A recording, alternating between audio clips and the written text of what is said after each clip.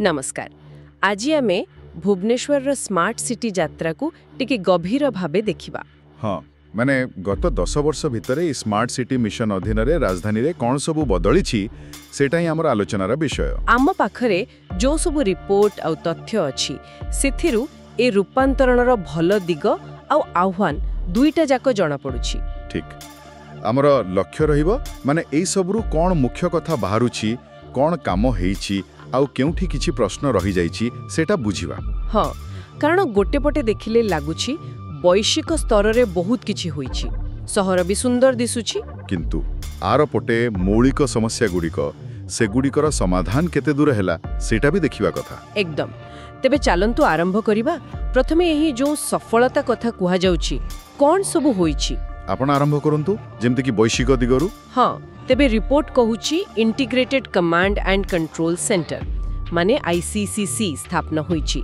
एटा traffic आउ अन्यान्य सेवा उपरे नजर रखिबो। आउ भुवनेश्वर मे पोर्टल सेथिरे 100 रु अधिक ऑनलाइन सेवा अछि। ई गवर्नेंस को बेश प्रोत्साहन मिलिछि। अच्छा एहा छोड़ा स्मार्ट पब्लिक ट्रांसपोर्ट कथा भी अछि। रियल टाइम बस ट्रैकिंग हेउछि। हाँ ए सबु सुनिबाकू तो निश्चय भला लागुछि, किंतु एठी गोटे कथा माने टिके अडुआ लागुछि। कोन एते सबु आधुनिक व्यवस्था ICC भले कंट्रोल सेंटर थाई भी रिपोर्ट गुड़िक कहूछि सामान्य वर्षा हेले सहरर अनेक जगह पानी रे बुड़ी जाउछि, भयंकर जलबंदी समस्या। ओहो हाँ सेटा तो गोटे बड़ समस्या। तेबे कोन एथिरो एमिति लागुनी जे ऊपरे डिजिटल चमक तो अछि किंतु तल स्तर जो मूल काम हबा कथा जेमिति ड्रेनेज सेथिरे किछि गड़बड़ रही जाइछि, दुईटा भितरे तालमेल नहीं। एटा बहुत गुरुत्वपूर्ण कथा आपण कहिले, वास्तविक चिंतार विषय।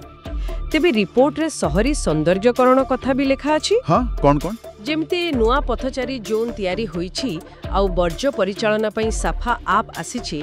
एहा द्वारा स्वच्छ शहर तालिका रे भुवनेश्वर स्थान भी ऊपर को जाइछि बोली कहा जाउछि।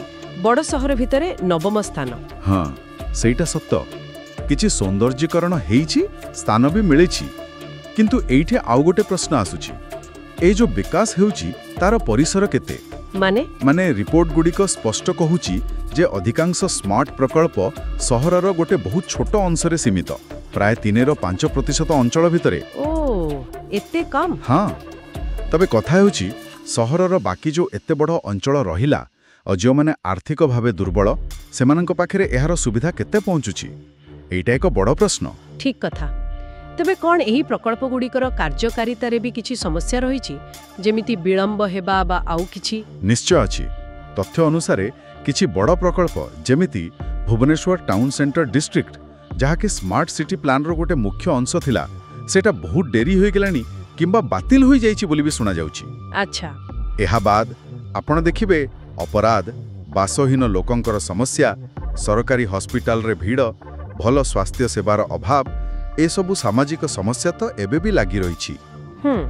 तेबे ए सबु गोटे स्मार्ट सहरर परिकल्पना सह केते मेल खाउछि सेटा भाबिबा कथा। ए सबु भितरे साधारण लोकंकर मतामत कोन, से माने कोन भाबुछंती? देखंदु लोकंक कथा जदि सुनिबा अनेक लोक आउ एपरि कि स्थानीय नेता भी कहउछंती जे ए डिजिटल चाकचक्य बा सौंदर्यकरण ठारू बेसी जरूरी होउछि मौलिक सुविधा, जेमिति सबुबले पीवा पानी मिलू, ड्रेनेज व्यवस्था ठीक हेउ, खोला नाଳ समस्या न रहू आउ स्वास्थ्य सेवा सहजरे मिलू, ए गुडाक उपरे अधिक गुरुत्व देबा कथा थिला। हाँ एपरि कि निकटरे मुख्यमंत्री मोहन चरण माझी भी ए प्रश्न उठाइथिले बोधे। एकदम से प्रश्न करिथिले जे जदि मौलिक सुविधा नाही तेबे स्मार्ट सिटी केमिति।